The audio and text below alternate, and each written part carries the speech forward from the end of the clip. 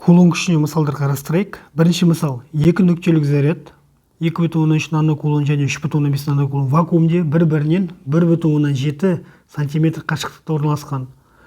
Олардың өздері әрекеттесу күші неге тең? Берілген Q1, Q2, R, эпсилон К-ны жазамыз. ХБЖ-ға айналдырамыз. Нану деген 10-9 сантиметрді метр айналдырамыз. Талдау. Кулон күшін жазамыз. К Q1 модулі, Q2 модулі көбейтілген бөлінген эпсилон R квадрат. Шешу. Мәндерін қоя қоямыз, болды. F тең болады. К деген 9,9 дәрежесі.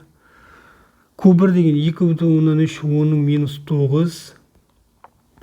Q2 деген 3,5 10-9.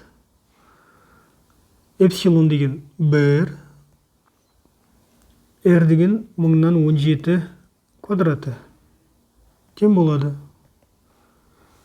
Калькулятор қолданасыңдар, сонда 0,125 милли ньютон шығады. Милли деген 10-3 дәрежесі.